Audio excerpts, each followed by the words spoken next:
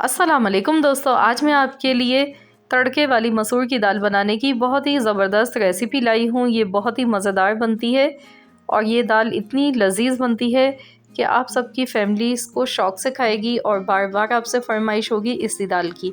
तो चलिए हम रेसिपी देख लेते हैं। तो आज हम बना रहे हैं मट्टी की हांडी में ये दाल। इसके लिए पानी बॉयल होने के लिए मैंने रख दिया था पहले से, तो पानी गर्म हो चुका है। अब हम यहाँ पर 1 पाव मसूर की दाल लेंगे। मसूर की दाल आप देख सकते हैं इस तरह से ये काली छिलकों वाली दाल होती है और ये इजीली मिल जाती है। तो दाल मैंने इसमें ऐड कर दी है और पानी मैंने हस्बे ज़रूरत इसमें डाला है। तो अब हम इसमें डाल देंगे प्याज। एक छोटे साइज़ की प्याज ली है और 6 से 7 लहसुन की कलियाँ ली है मैंने। तो बस अब इसको हम कवर कर देते हैं और हल्की आंच पर इसको गलाएंगे जब तक दाल गल नहीं जाती है। तो जब तक हमने इसको ऐसे ही पकाना है। तो चलिए हम देख लेते हैं, यहाँ पर 35 से 40 मिनट हुए हैं दाल को पकते हुए। तो हम देख लेते हैं। मट्टी की हांडी में वैसे भी अगर कोई भी खाना पकाया जाए तो वो जल्दी पक जाता है, क्योंकि ये बिल्कुल प्रेशर कुकर की तरह का काम करती है। उसी की तरह से ये तर्ज पे पकाती है। इसमें खाना बहुत जल्दी बनता है क्योंकि ये गर्म होती है बहुत ज़्यादा। और नमक अब इसमें डाल देंगे हस्बे ज़रूरत। कुटी हुई लाल मिर्च डालेंगे 1 चम्मच। नमक मिर्च आप अपने टेस्ट के अकॉर्डिंग भी डाल सकते हैं, कम या ज़्यादा जैसा आपको पसंद हो। धनिया पाउडर आधा चम्मच, पिसा हुआ ज़ीरा 1/4 चम्मच, हल्दी डाल देंगे इसमें 1/4 चम्मच। तो नमक दाल आप जब भी पकाएं तो आखिर में डालना चाहिए, क्योंकि अगर हम शुरू में नमक डालते हैं तो दाल हार्ड हो जाती है और देर से गलती है। तो यहाँ पर देखिए ये मसाले हमने ऐड कर दिए। तो अब हम इसमें टमाटर डालेंगे। मैं यहाँ पर 1 मीडियम साइज़ का टमाटर ऐड कर रही हूँ। आप चाहें तो यहाँ पर आप इमली की खटाई भी यूज़ कर सकते हैं। तो मुझे टमाटर का फ्लेवर ज़्यादा पसंद है इसमें, इस दाल में, तो इसलिए मैं टमाटर यूज़ कर रही हूँ। तो जो हैदराबादी लोग होते हैं वो इसमें इमली का इस्तेमाल करते हैं। तो चलिए इसे दोबारा से मैंने कवर कर दिया है। इसे 15 से 20 मिनट के लिए छोड़ देते हैं ऐसे ही।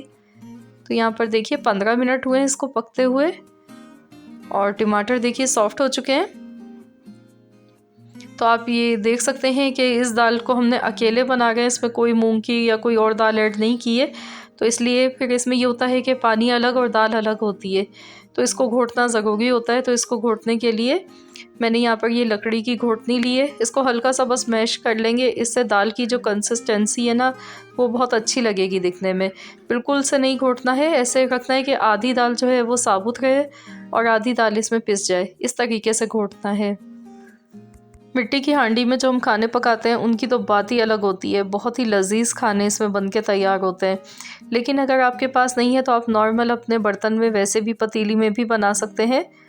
तो ये देखिए दाल को मैंने मैश कर लिया है और मैं आपको दिखाती हूँ किस तरीके से देखिए दिख रही है अब ये दिखने में। ये देखें अब इसमें देखिए पानी अलग और दाल अलग नहीं है, परफेक्ट कंसिस्टेंसी आ चुकी है।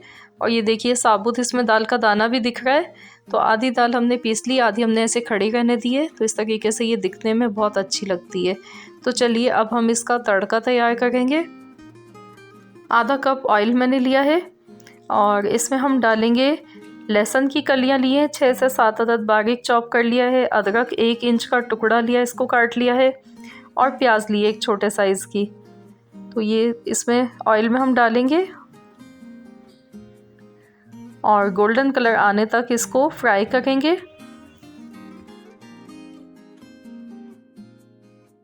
अब हम इसमें सूखी लाल मिर्च ऐड कर देंगे 3 अदद। आप चाहें तो गोल वाली भी डाल सकते हैं। ज़ीरा आधा चम्मच डाला है, साबुत ज़ीरा, और इसको गोल्डन कलर आने तक फ्राई कर लेते हैं। तो यहाँ पर देखिए प्याज का लाइट सा गोल्डन कलर आना शुरू हो चुका है। तो अब हम इसमें हरी मिर्चें डालेंगे। 4 से 5 अदद मैंने हरी मिर्चें ली हैं, इनको इस तरह से काट के डाला है। इससे खुशबू और फ्लेवर दाल में बहुत अच्छा लगता है। तो हल्का सा मिर्चों को भी फ्राई कर लेते हैं। तो बस ये तड़का हमारा तैयार हो चुका है। तो चलिए अब हम इसे दाल में डालेंगे। बहुत ही खुशबूदार बना है ये तड़का इसका और बहुत ही उम्दा, बहुत ही लजीज दाल ये बनती है इस तरीके से। तो इसको मिक्स कर लेते हैं। बस अब हम इसे कवर कर देंगे और इसको 5 से 6 मिनट के लिए दम वाली आंच पर रख देते हैं, ताकि जो हमने इसमें तड़का डाला है तो उसका फ्लेवर दाल में बहुत अच्छा सा है। इसको फुल कवर कर दिया है मैंने। तो यहाँ पर देखिए 5 मिनट हो चुके हैं, तो ये दाल हमारी तैयार हो चुकी है बनकर। अब हम इसमें हरा धनिया इसमें ऐड कर सकते हैं ऊपर से, जो कि बहुत अच्छा लगता है। ये देखिए इसकी कंसिस्टेंसी दाल की। तो मैंने रोटी के साथ आज बनाई है, तो इसलिए थोड़ी सी गाढ़ी दाल रखी है। अगर आप चावल के साथ बना रहे हैं तो आप इसमें थोड़ा सा और पानी ऐड कर लीजिएगा चावल के हिसाब से। अब मैंने इसमें हरा धनिया ऐड कर दिया है। तो बस ये हमारी दाल बनकर तैयार हो चुकी है। गैस का फ्लेम हमने बंद कर दिया है। अब हम इसे डिश आउट कर लेते हैं। और ये दाल चावल के साथ भी बहुत ही मज़ेदार लगती है और रोटी के साथ भी बहुत अच्छी लगती है। आपका जिस चीज़ के साथ भी दिल चाहे आप बनाकर खाएं। बहुत ही उम्दा दाल बनी है और सुबह नाश्ते में तो ये दाल बहुत ही मज़े की लगती है। पराठे के साथ ज़रूर खाकर देखिएगा। आई होप कि आप सबको आज की ये रेसिपी ज़रूर पसंद आई होगी। वीडियो अच्छी लगी है तो लाइक कर दीजिए।